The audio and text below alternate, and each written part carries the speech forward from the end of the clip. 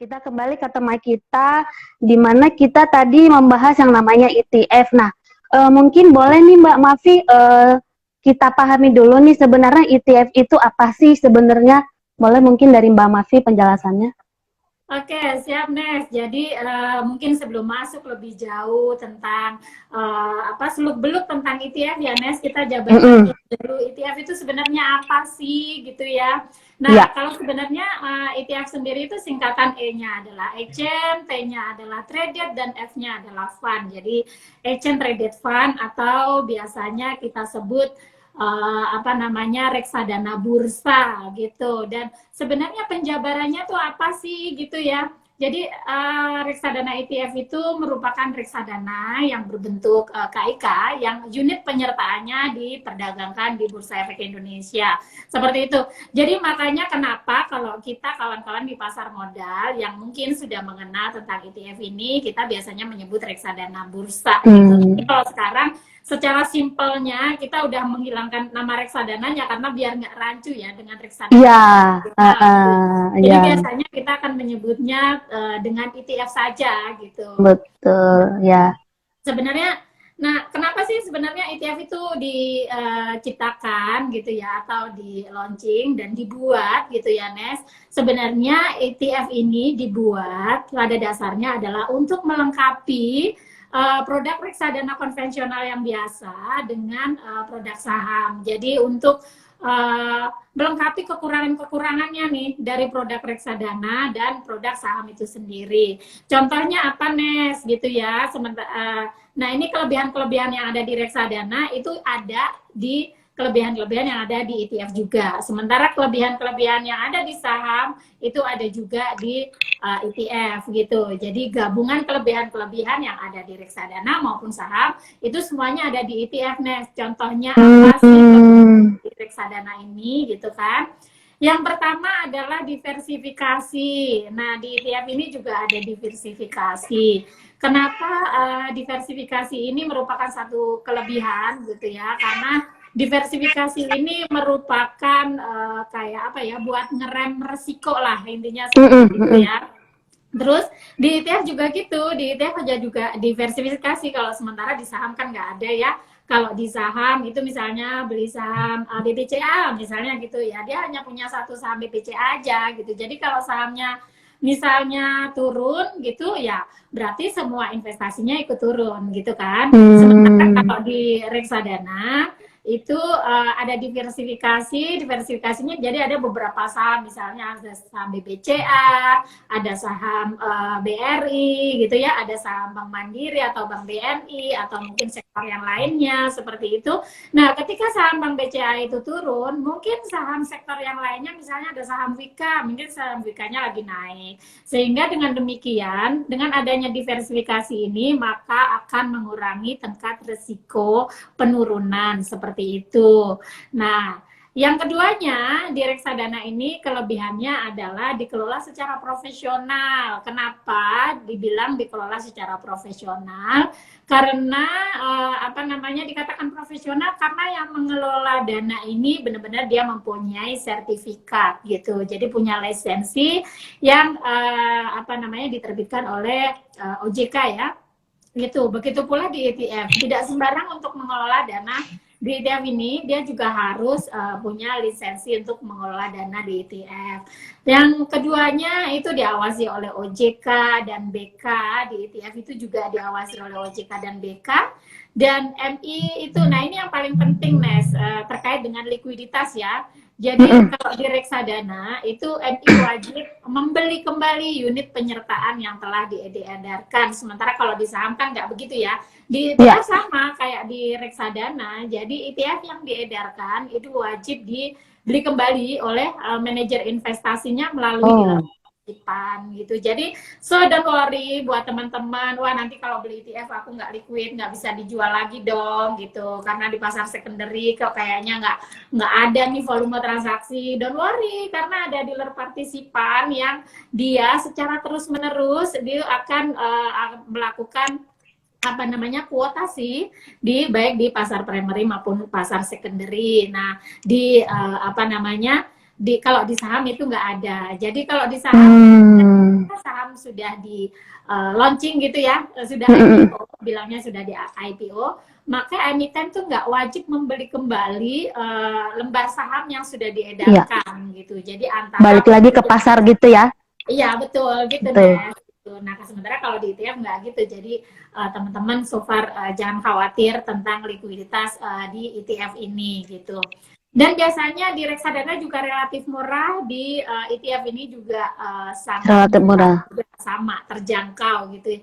Buat mahasiswa, buat karyawan yang mungkin baru masuk, yang baru fresh graduate, baru bekerja, ini juga sangat terjangkau juga. Terus bagaimana dengan investor yang dananya ratusan miliar gitu ya? So don't worry juga karena di ETF ini tingkat likuiditasnya juga sangat besar sekali. Nanti mungkin aku akan jabarkan ya Nes ya. Boleh. Menarik ya Mbak. Boleh saya simpulkan bahwa ETF ini adalah reksadana yang berbentuk KIK yang unit pernyataannya ditransaksikan di lantai bursa atau seperti saham sendiri. Nah, tadi Mbak Mafi juga bilang bahwa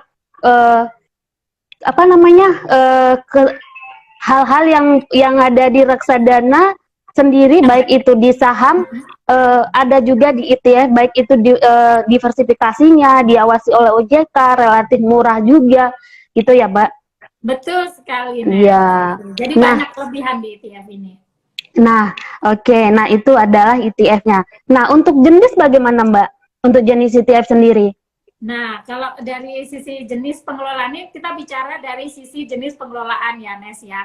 Nah, di ETF sendiri itu ada dua jenis pengelolaan. Yang pertama dikelola secara pasif oleh manajer investasinya dan dikelola secara aktif oleh manajer investasinya. Nah, di sini aku mau jabarin dikelola secara pasif itu seperti apa sih, gitu ya kan? Nah, ETF pasif atau pengelolaannya secara pasif adalah ETF yang dikelola secara pasif dengan pemilihan efek yang mengacu pada suatu indeks tertentu. Dengan begitu, kinerja ETF pasif ini adalah cerminan dari kinerja indeks yang menjadi acuannya. Jadi kalau pengelolaannya secara pasif, ini Nes, jadi biasanya ada satu indeks tertentu atau mengacu kepada satu indeks tertentu ya. Contohnya kita ada itu R-LQ45X, itu yang mengacu kepada indeks 45. Betul, gitu. Nah, tadi kan ada dua ya, ada yang dikelola secara pasif maupun dikelola secara aktif gitu ya. Nah, saya jabarkan tadi yang ETF pengelolaannya secara pasif. Nah, sekarang yang ETF dikelola secara aktif itu seperti apa? ETF yang dikelola secara aktif oleh manajer investasi berdasarkan kriteria dan pemilihan efek yang ditentukan oleh manajer investasi. Dengan begitu, kinerja ETF aktif ini sangat bergantung pada manajer investasinya, gitu. Jadi, tidak mengacu kepada indeks tertentu kalau aktif ini. Jadi, manajer investasinya melakukan pilihan-pilihan saham-saham apa saja, gitu. Jadi, semua kinerjanya tergantung dari pemilihan saham-saham yang dipilih oleh manajer investasinya. Tapi jangan khawatir. Nah ini mungkin bisa sebagai catatan buat Sobat IPOT di Medan ya Nes ya, bahwa kalau ETF aktif ini walaupun pemilihan sahamnya dilakukan oleh manajer investasinya, tapi dia itu juga manajer investasinya tidak boleh sembarangan dalam menentukan saham-saham ini, karena di situ ada banyak sekali pengawasnya Nes gitu. Manajer investasi ini diawasi oleh yang pertama OJK, Kementerian ya kan, Bursa Efek Indonesia, terus KSE, KP, dan yang satunya lagi adalah dealer partisipan. Nah, tugas dealer partisipan ini adalah mengingatkan kepada manajer investasinya apakah saham ini liquid atau tidak gitu. Jika manajer investasinya melakukan pemilihan saham yang kira-kira tidak liquid, nanti itu juga akan merugikan investor juga Nes. Jadi biasanya sebagai dealer partisipan itu kita biasanya akan memberi saran kepada manajer investasi bahwa ini sahamnya kurang liquid loh, jadi sebaiknya dikeluarkan dari portofolio ETF yang bersangkutan gitu kan. sahamnya ini ada satu saham yang tidak liquid, maka itu nanti likuiditasnya dari satu ETF ini dia juga akan berkurang gitu, Nes. Oh, gitu ya. Oke, berarti tadi itu ya, bahwa secara jenis ada dua, yaitu ETF pasif dan aktif ya, Mbak. Iya, betul sekali. Ya. Nah, Mbak, terkadang kan yang masuk ke pertanyaan ke kita tuh, eh, Mbak, itu sebenarnya kan kalau di reksadana nih ada yang namanya manajer investasi. Nah, di mungkin tadi Mbak udah jelasin sih, tapi mungkin lebih detail lagi, supaya sobat IPO di luar sana lebih memahami bahwa di ETF ini ada yang namanya dealer partisipan. Nah, bedanya lebih spesifik antara EMI dan dealer partisipan ini sebenarnya di mana sih letak bedanya gitu loh? Oke, siap. Jadi tadi Uh, kan di depan aku juga sudah mm, menyebutkan ya tentang mm, mm, manajer investasi dan dealer partisipan. mm, Ini mm, bedanya mm, sih sebenarnya dealer partisipan dan manajer investasi gitu ya, Nes ya. mm, Jadi yang mm, mm. pertama, kalau manajer investasi ini tugasnya adalah membuat satu produk tertentu. Gitu ya. Ya. Membuat satu produk ETF tertentu gitu, melakukan pilihan saham-sahamnya seperti apa gitu ya, dan mengelola dana dari para investor, tugasnya itu.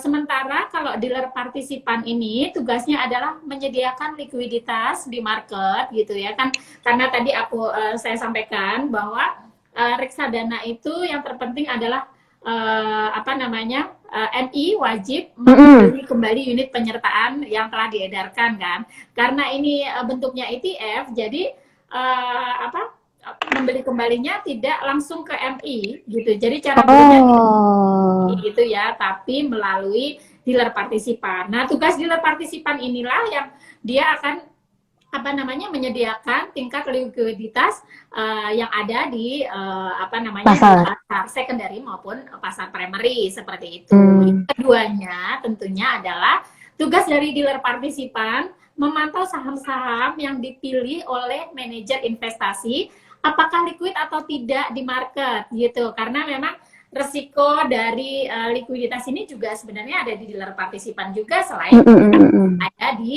investor juga. Jadi kita sebagai dealer partisipan sebenarnya juga melindungi dari para investor ini agar nanti dananya ini, investasinya ini bisa dijual kembali gitu kan. Sebenarnya kalau Hmm. kita betul. Jadi kalau kita apa namanya, kita mau melakukan investasi, tentunya kita harus memperhatikan barang yang saya punya ini nanti bisa dijual Betul, lagi apa enggak gitu kan. betul, Jangan betul, betul. sampai kalau misalnya kita udah punya barang, wah nanti kita Kita bingung butuh, mau jual ke.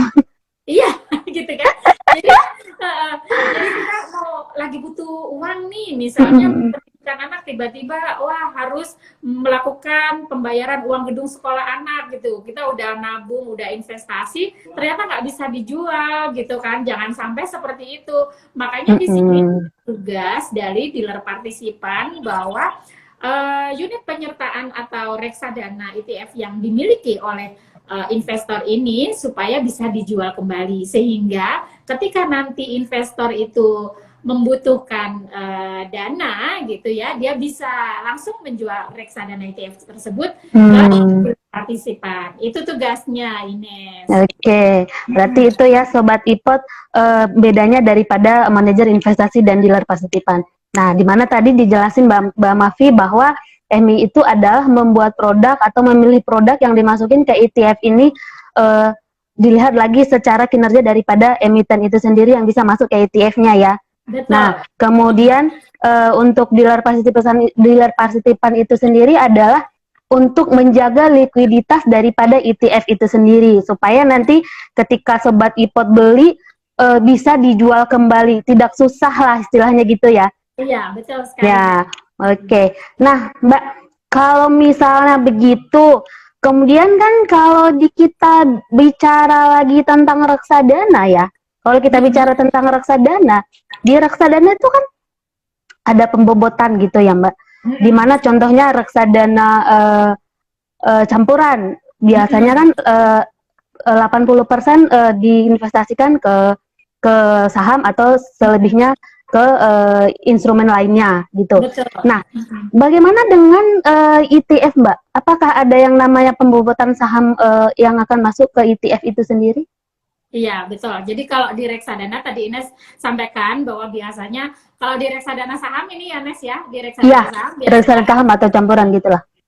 betul. Kalau di reksadana Mm-mm. saham biasanya kan minimum 80% harus Iya, masuk di saham gitu kan, iya, 20% harus masuk di cash. Kalau di iya. reksadana campuran maksimal 70% harus masuk di saham, maksimal 70% juga harus masuk di pendapatan tetap dan maksimal 70% juga harus bisa masuk di apa namanya pasar uang seperti itu ya. Mm-mm, mm-mm, Kalau mm. di sini kalau ETF itu sebenarnya kebijakannya mirip sekali dengan reksadana saham, Nes, gitu. Oh, gitu. Betul. Jadi kalau tapi bedanya di sini kalau tadi kan reksadana apa namanya ETF ini ada dua pengelolaan ya. Jadi Mm-mm, mungkin akan saya jabarkan secara detail. Kalau dikelola secara pasif ya, tadi kan ada pengelolaan pasif dan pengelolaan aktif aktif, gitu kan. ya. Kalau yang pasif itu kan mengacu kepada suatu indeks tertentu dan kinerjanya Mm-mm, tuh benar-benar mirroring dengan indeks yang indeks, bersangkutan atau yang ya. menjadi acuannya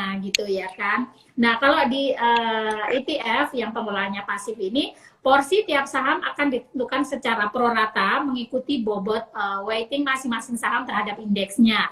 Jadi dia benar-benar mirip persis banget penempatannya itu seperti indeks acuannya. Jadi misalnya saham BPCA itu bisa sampai 20%. Nah, ini biasanya si ETF yang pengelolaannya pasif ini dia akan mengikuti bobot weightingnya itu akan mengikuti persis sama mungkin BPCA-nya kurang lebih berapa ya? 80 bisa 80 sampai dengan 120%. Jadi kalau Oh. BPCA-nya 20% itu dia bisa kurang lebih 80% dari 20% tadi until 120% dari 20% tadi gitu. Karena ini untuk menjaga naik turunnya saham atau emiten yang ada di Di ETF ETF tersebut. gitu ya. Tapi tetap apa namanya intinya itu harus dimasukkan benar-benar mirroring dengan indeksnya. Itu kalau pengelolaan pasif. Ya betul, pengelolaan pasif. Kalau pengelolaan aktif, nah ini yang benar-benar mirip seperti reksadana saham biasa. Nah, jadi dia apa namanya 80% bisa masuk di saham. Nah, 20%-nya sebenarnya bisa masuk di pasar uang gitu ya kalau yang pengelolaan aktif gitu. Tapi pada kenyataannya di market saat ini sebenarnya penempatan saham tidak boleh memiliki bobot lebih dari 5% total modal digital perusahaan penerbit efek tersebut. Terus penempatan saham tidak boleh. Nah, ini menjadi catatan kalau yang pengelolaannya aktif ya. Jadi penempatan per satu emiten itu tidak boleh melebihi 10% dari total nilai aktiva bersih dari ETF tersebut. Jadi misalnya gimana sih penjelasannya? Jadi misalnya uangnya adalah 100 miliar gitu ya, itu nggak boleh lebih dari 10% dari 100 miliar ini.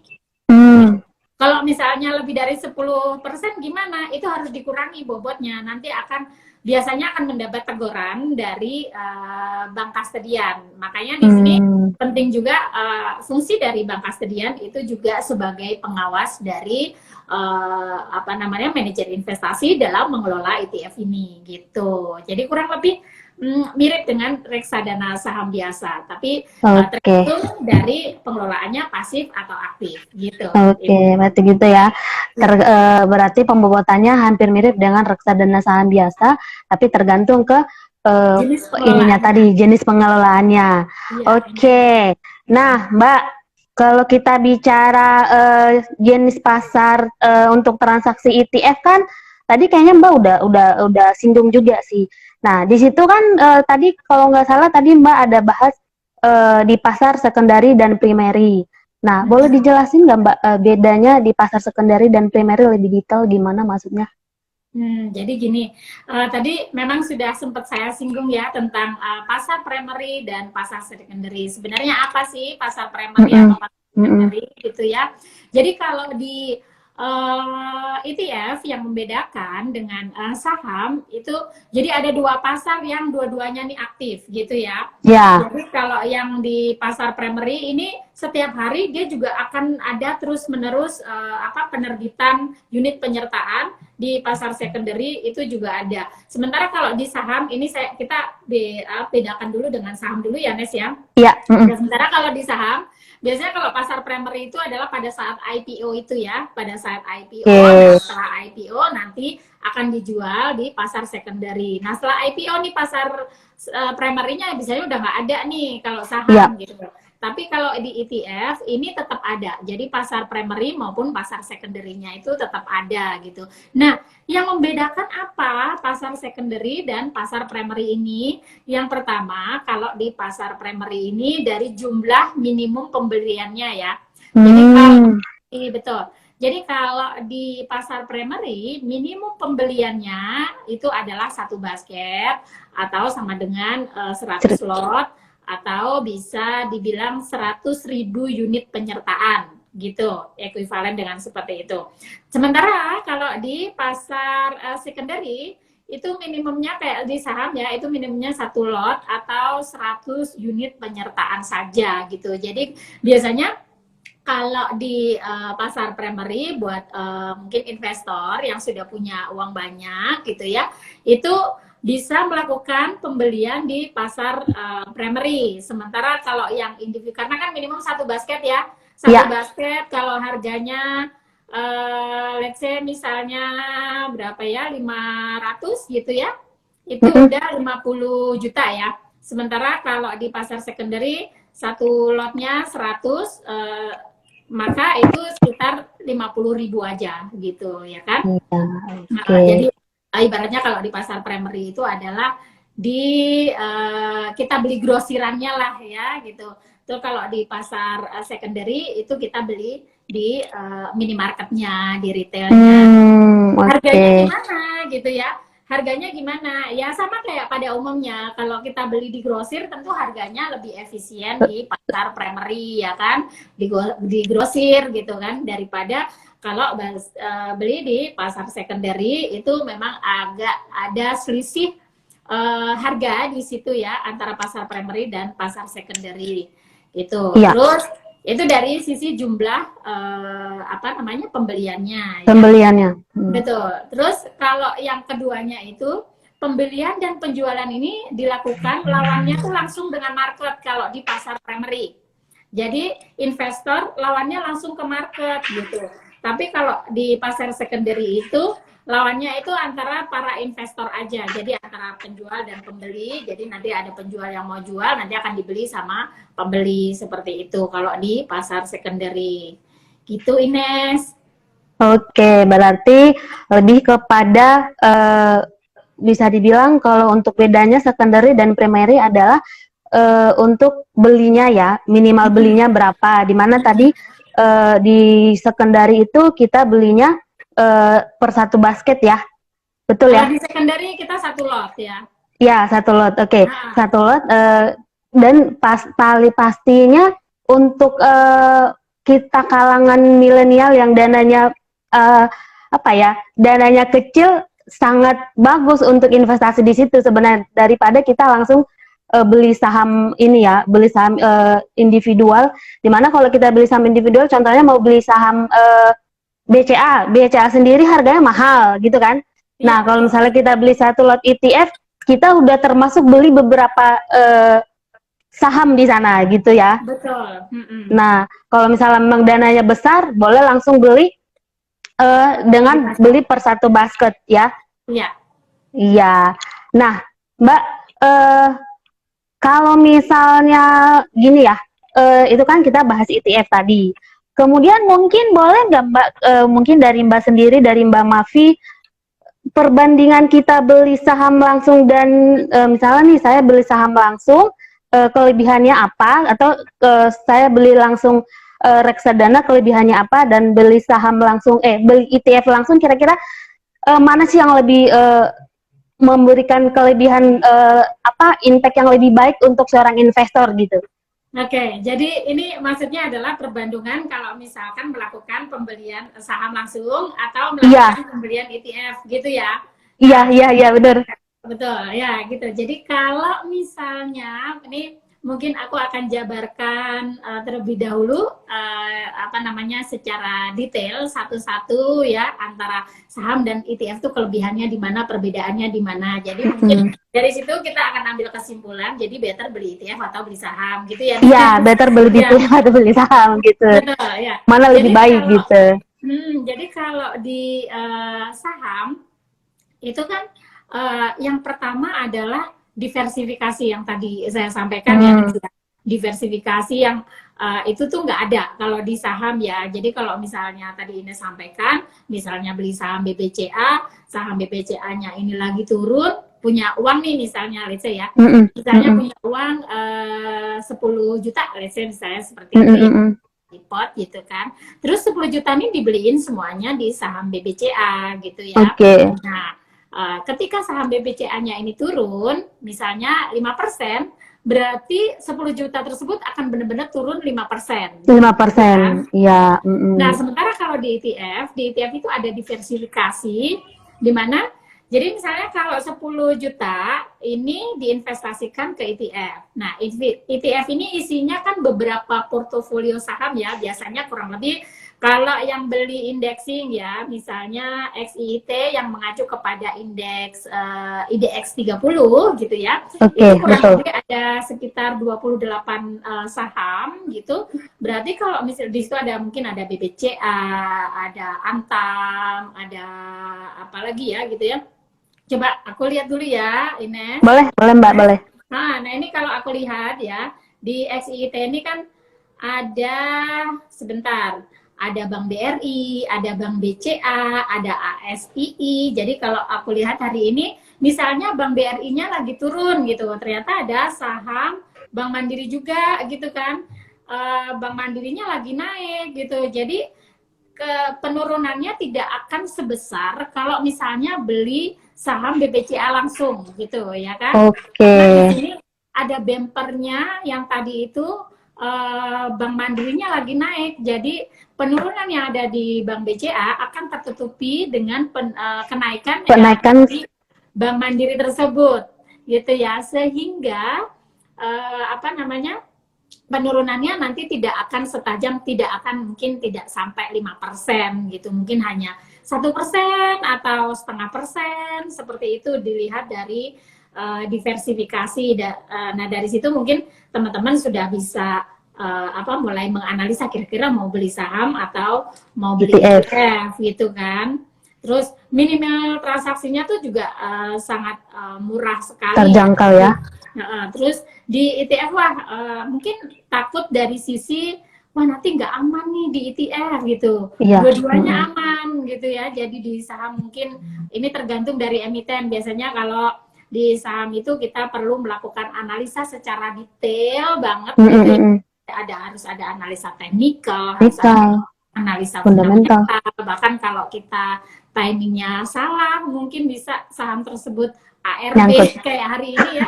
3 hari ini saya perhatikan IHSG lagi turun tajam ya, Ines ya. Iya, Gitu. benar-benar. Dan ada banyak sekali saham-saham yang ARB gitu ya, auto reject bawah sampai minus 7%. Kan auto reject bawahnya sekarang masih dibatasi 7% gitu. 7%, iya betul. Dalam sehari bisa turun sampai dengan 7% seperti itu. Sementara kalau di ETF ini ya penurunannya nanti akan sedikit gitu, nggak nyampe Iya.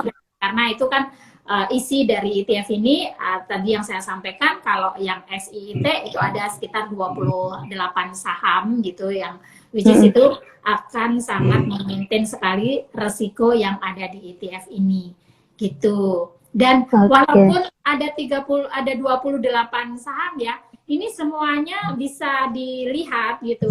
Jadi takutnya nanti wah nanti aku nggak bisa lihat saham-sahamnya dari ETF ini. Ya, bisa. Kan. Nggak, jadi di ETF ini juga sangat transparan. Jadi teman-teman atau sobat iPod semuanya bisa melihat semua isi portofolio yang ada di ETF ini di aplikasi iPod on Windows dari aplikasi iPod ya. Nes gitu. Mm-mm. Oke, jadi Oke. kalau di sini aku bisa mengambil kesimpulan bukan karena aku berada di divisi itu ya, karena Ya, memang melihat dari sisi nanti banyak sekali dipikir kelebihan-kelebihannya ya. jualan jualan terus gitu ya Mbak. Tapi kita lebih menjelaskan sisi baiknya gitu. Betul. Betul. Mm-mm. Gitu. Jadi ya kalau saya pribadi itu ya lebih baik ya beli ETF tentu saja gitu. Ini. Oke, berarti itu ya. Kalau misalnya dari segi perbandingan sebenarnya kita lebih diuntungkan ketika kita beli suatu ETF, di mana ketika suatu saham turun nih di dalam ETF tersebut ada saham yang lain yang bisa membantu apa namanya Naik posisi ya. portofolio kita naik Betul. gitu. Mm-mm. Padahal kalau kita langsung beli saham langsung, ketika saham itu turun, entah itu 5% atau 7%, ya udah turun minus aja 7% gitu ya. Iya, betul Nah, sekali, Nes. oke, Mbak Mafi, ini ada pertanyaan yang masuk, boleh mungkin kita apa ya kita jawab ya Mbak? Boleh? Mm-mm. Oke, ini pertanyaan dari Bang Sung underscore klimis. Rekomendasi ETF yang aman untuk investasi jangka panjang apa aja? Mungkin dari Mbak Mafi boleh dikasih jawaban. Oke, baik. Jadi ETF yang aman. Nah, ini kita lihat dulu terlebih dahulu ya. Profil risikonya seperti apa, Nes? Gitu. Ya, Jadi betul. setiap kali orang mau melakukan investasi di ETF ini, biasanya akan saya sarankan melihat terlebih dahulu profil risikonya seperti apa, gitu ya. Kalau dan sudah berapa lama dia apa namanya, Sobat Ipot ini mengenal tentang pasar modal. Tentunya ini berkaitan apakah bisa menerima risiko kerugian atau tidak, gitu ya. Betul. Dan Mm-mm. kalau memang masih pemula, biasanya akan saya sarankan masuk di ETF yang indexing saja, gitu, yang pengelolaannya pasif, mengacu kepada indeks tertentu. Contohnya ada ETF R minus LQ45X, itu mengacu kepada indeks LQ45. Betul. Terus ada XIIT yang mengacu kepada IDX 30, dan buat yang mungkin wah saya nggak mau yang konvensional nih, maunya yang syariah, kita juga ada juga itu Oke. yang pengelolaannya pasif, itu ada SIJI, dia mengacu kepada Jakarta Islamic Index gitu. Tapi kalau memang rekan-rekan semua atau Sobat Ipot semuanya sudah profil risikonya sudah bisa menerima risiko seperti itu, nah memang nggak apa-apa untuk masuk yang pengelolaannya aktif ya, biasanya yang tematik ya. Kenapa sih Oke. saya menyarankan kalau yang masih pemula ini sebaiknya masuk di ETF yang pengelolaannya pasif atau yang indexing, karena mantaunya gampang, Nes, gitu. Jadi mantaunya itu kalau misalnya market naik, biasanya dia juga akan ikut naik gitu ya kan. Kalau misalnya Betul. indeksnya naik, misalnya indeks LQ45 naik, maka ETF-nya ini juga akan mengikuti kenaikan dari IDX LQ45X 4. gitu ya. Indeks LQ45. Kalau misalnya yang pasif, yang aktif, ini nggak seperti itu gitu. Jadi biasanya kalau marketnya naik atau IHSG naik, belum tentu ETF yang pengelolaannya aktif ini dia juga ikut naik gitu. Karena biasanya kalau yang pengelolaannya aktif ini dia kadang-kadang suka ada tematik gitu ya. Ada sektor infrastruktur gitu, ada sektor konsumer. Nah, IHSG sendiri atau IHSG sendiri kan tidak di apa namanya, ada banyak sektor ya kan. Betul. Ya, jadi kalau IHSG-nya naik, belum tentu yang naik ini adalah sektor infrastruktur. Jadi kalau ETF yang temanya infrastruktur, belum tentu dia ikut naik juga. Makanya seperti itu. Betul. Kalau yang Betul. masuk pula, saya sarankan itu masuk di yang indexing atau yang pengelolaannya pasif saja gitu. Oke, semoga menjawab ya Pak Bang Sung underscore klimis, bahwasanya tadi seperti yang dibilang Bang Mafi, kalau misalnya memang pemula bagusnya masuk ke ETF indexing atau contohnya RLQ 45 atau exit ya, atau balik lagi lihat lagi profil resiko kita seperti apa, apakah kita bisa menerima penurunan market yang lumayan drastis, atau memang kita tidak mau apa namanya nilai portofolio kita turun gitu. Mau yang aman-aman aja gitu. Nah, kenapa tadi kita kasih contoh RLQ45 karena biasanya tadi seperti yang dibilang Bang Mafi, ketika market bagus atau mengalami rebound, yang naik duluan adalah yang indexingnya gitu ya Mbak Mafi. Betul, mengikuti indeksnya, gitu. Mengikuti Pemantauannya lebih indeksnya. gampang.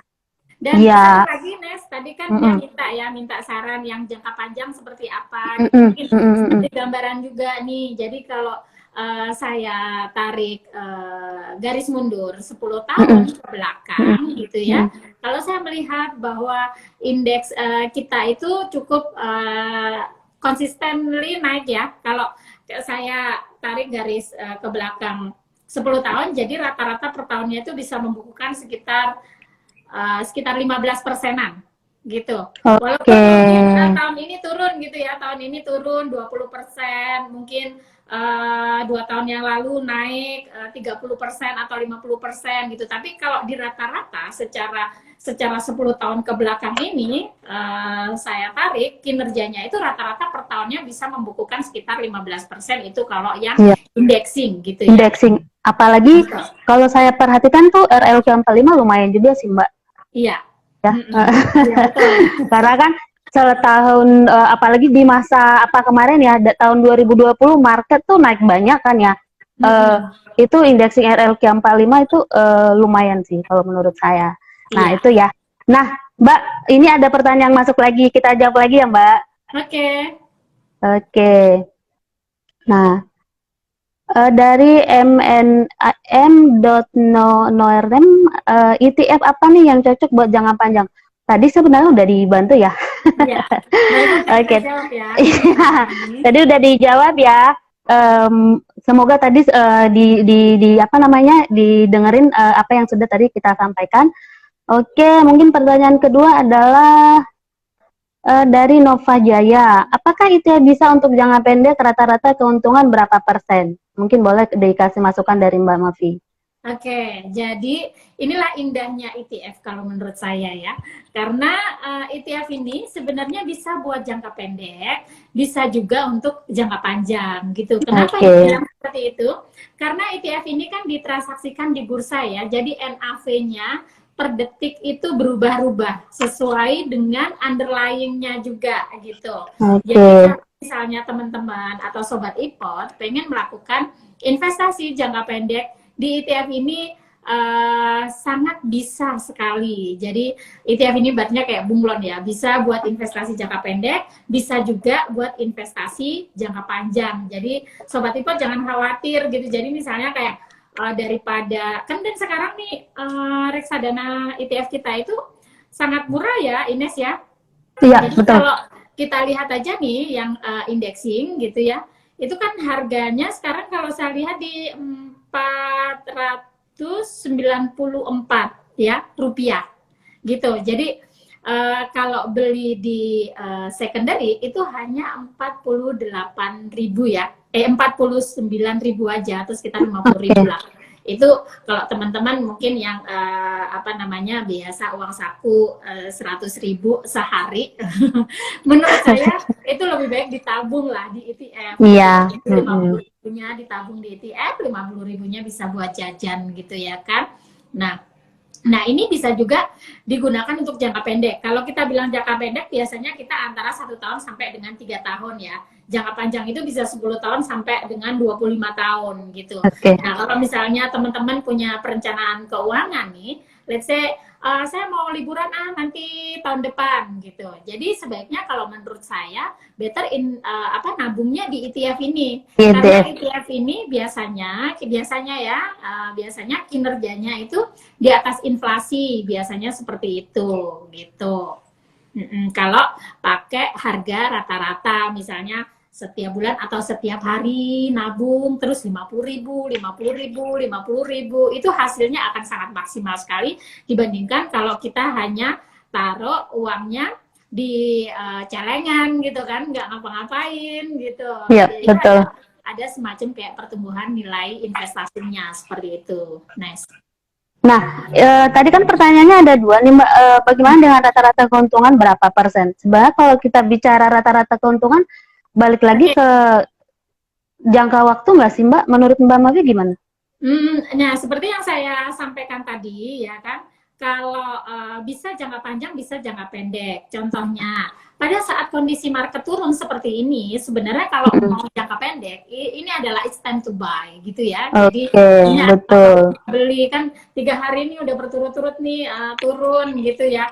Kalau saya Ya, lihat di sini, kebetulan saya lagi buka iPod on Windows, ada di ETF evaluator. Jadi Indo Premier Sekuritas itu sudah sangat memanjakan sekali para investornya ya, ya, gitu. Jadi begitu buka namanya aplikasi iPod One Windows, di situ tuh langsung ada ETF evaluatornya, bisa diklik di situ.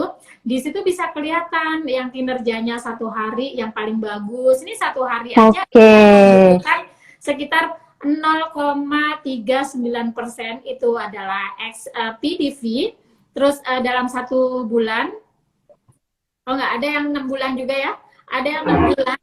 Ini ada yang membukukan paling besar itu adalah XISC, itu miliknya PT Indo Premier Investment Management, Oke. manajer investasinya. Dia mengacu kepada saham-saham BUMN. Dia kinerjanya dalam 6 bulan terakhir itu 51% loh, Ines. Gitu. Jadi kan luar biasa jangka pendek juga ya kan. Walaupun tadi Ya, bilang kalau jangka panjang itu bisa rata-rata dalam 1 tahun bisa 10 sampai 15%. betul. Ya. Mm-mm. Tahun ini 6 bulan gitu, 6 bulan ke belakang ini sudah membukukan sekitar 51% gitu. Gitu. Oke. Jadi Gitu. bisa jangka pendek, bisa jangka panjang juga gitu. Oke, semoga menjawab ya Kak Nova Jaya atas pertanyaan tadi bahwasanya ETF itu bisa untuk investasi jangka panjang ataupun jangka pendek. Nah, untuk melihat daripada segi persentasenya mungkin bisa pakai fitur evaluator untuk melihat ETF yang mana memberikan kinerja yang paling baik. Gitu Ya, ya. betul. Oke, Mbak. Ini ada pertanyaan masuk lagi, kita jawab lagi. Oke, sebentar ya. Rekomendasi ETF diulang. Rekomendasi ETF bisa diulang untuk yang baru gabung nih. Nah, mungkin tadi boleh saya kasih jawaban aja. Untuk pertanyaan dari Clay underscore Jakarta, mungkin untuk pemula seperti tadi yang kita sampaikan disesuaikan dengan uh, apa namanya profil resiko kita. Nah, kita rekomendasikan adalah saham-saham yang indexing atau salah satu contohnya adalah uh, ETF RLQ 45 gitu ya. Oke, Mbak. Uh, untuk sementara pertanyaan yang masuk itu dulu. Kita balik ke pertanyaan saya selanjutnya ya Mbak. Banyak pertanyaan saya soalnya. Oke, oke. Nah, kalau misalnya ini, apakah pertanyaan selanjutnya ya? Apakah ada ETF yang mengikuti indeks-indeks saham yang kapitalisasinya besar dan liquid, Mbak? Tentu ada ya. Jadi balik lagi ya, ada yang pengelolaan pasif dan aktif.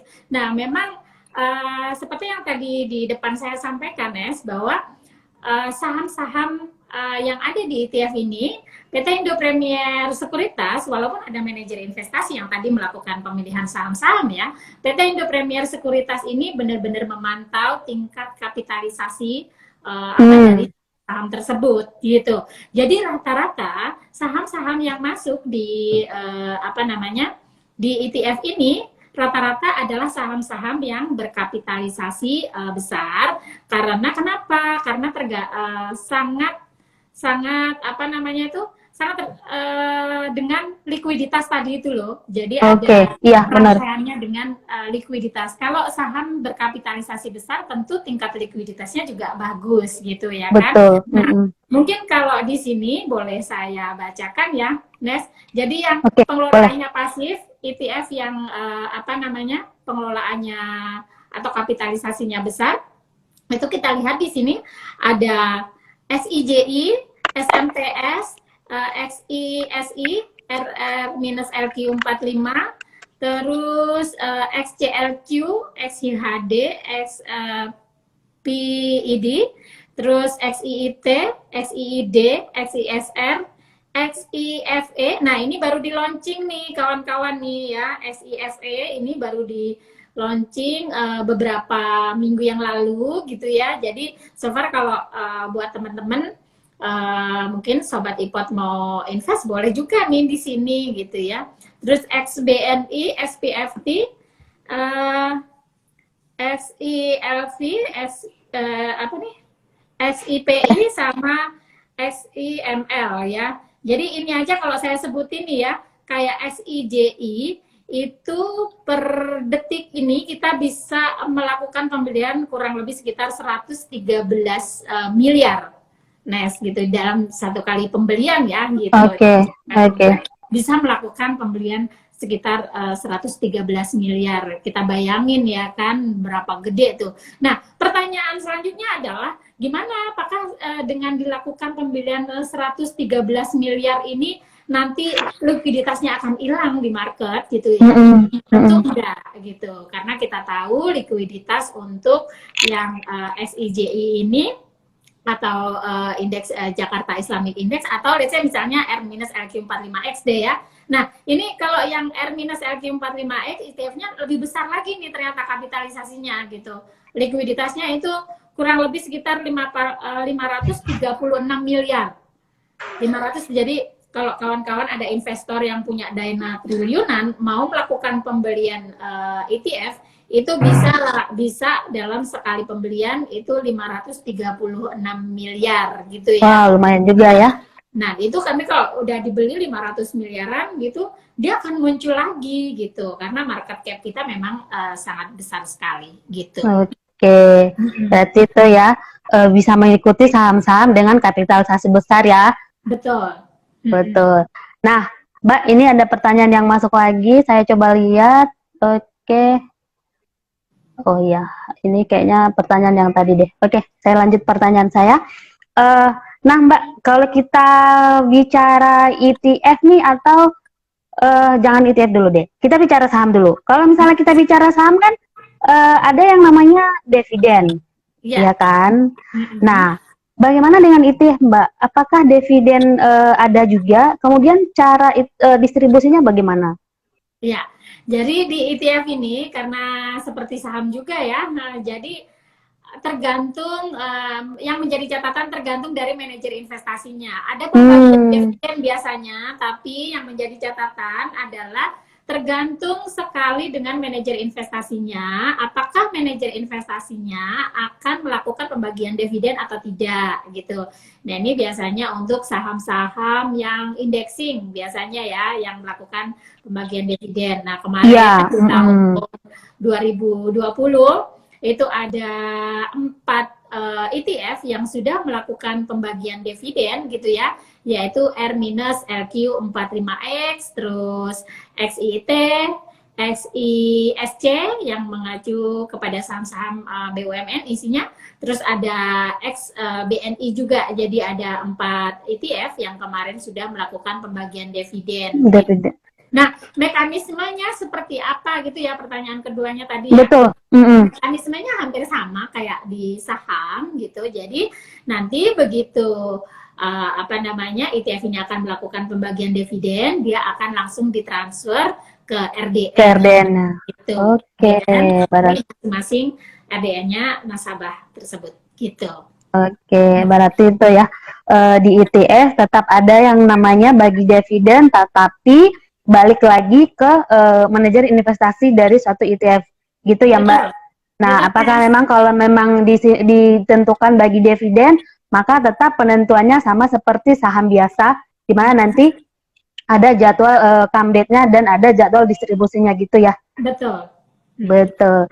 Nah, Mbak, kalau gitu bagaimana dengan risiko pada suatu ETF? Untuk risiko bagaimana, Mbak? Tentunya tetap ada resiko ya, Nes ya, karena kita bohong lah kalau nggak ada resiko. Betul, namanya investasi ya ada keuntungan ya ada resiko. Kalau udah bahas investasi pokoknya resiko pasti ada gitulah ya, Mbak. Iya, betul sekali.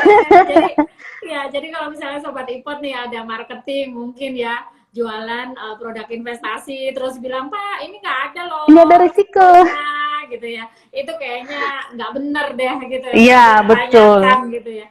Karena memang pada dasarnya investasi, bahkan kita hidup aja nih, keluar rumah aja kita ada resiko ya kan, resiko di Amit-amit ya risiko Ya, dilarang, mungkin kesandung lah, aku nggak bilang iya, terjatuh gitu ya. Jadi mungkin kesandung atau apa itu kan tetap risiko juga. Sama juga begitu pula dengan ETF, itu juga pasti ada risikonya juga. Nah, jadi yang pertama yang perlu kita cermati risikonya apa aja gitu ya kan.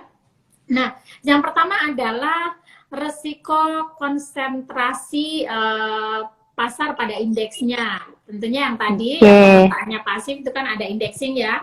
Jadi kalau pemilihan indeksnya salah, tentunya juga akan mempengaruhi dari kinerja satu ETF ini juga gitu. oke, Itu dari sisi pemilihan indeksnya yang resiko ya. Terus yang kedua adalah resiko dari sisi manajer investasinya. Nah, ini juga perlu dicermati karena biasanya manajer investasi ini sebelum melakukan kerjasama dengan PT Indo Premier Sekuritas, biasanya kita akan screening dulu terlebih dahulu. Jadi kita nggak sembarangan oh, bisa bekerja sama dengan manajer investasi untuk menerbitkan satu ETF tertentu gitu ya, karena nggak semua mungkin nggak semua manajer investasi itu mempunyai kinerja yang baik untuk melakukan penerbitan ETF atau pembelian saham-saham di ETF gitu. Tapi kalau di Indo Premier kita itu ada khusus namanya risk management yang memang mengevaluasi, melihat, terus meneliti apakah manajer investasi ini layak bekerja sama dengan PT Indo Premier Sekuritas atau tidak gitu. Jadi buat sobat IPOT semua untuk manajer investasi yang sudah bekerja sama dengan kita itu sudah melalui screening yang cukup screening ya. ketat sekali di risk management kita. Terus yang keduanya tentunya ada keuntungan, pasti ada kerugian, yaitu adalah risiko Psikopat. fluktuasi harga ETF. Itu juga pasti harus bisa kita cermati juga dan itu harus bisa diterima oleh sobat IPOT sebelum melakukan investasi di ETF ini. Karena ketika harganya naik, maka sobat IPOT juga bisa mengalami keuntungan. Tapi ketika Oke, harganya turun, tentunya mengalami sobat IPOT penurunan juga juga. bisa mengalami kerugian. Seperti itu, Nes, risiko-risiko yang dapat Oke, ditemukan gitu. oke. Berarti saya simpulkan bahwa risiko ETF itu ada yang namanya risiko fluktuatif harga ETF-nya, ya, sama berarti sama kayak saham biasa ya, Ya, yaitu daripada penurunan dan kenaikan harga tersebut. Kemudian tadi risiko konsentrasi indeksnya.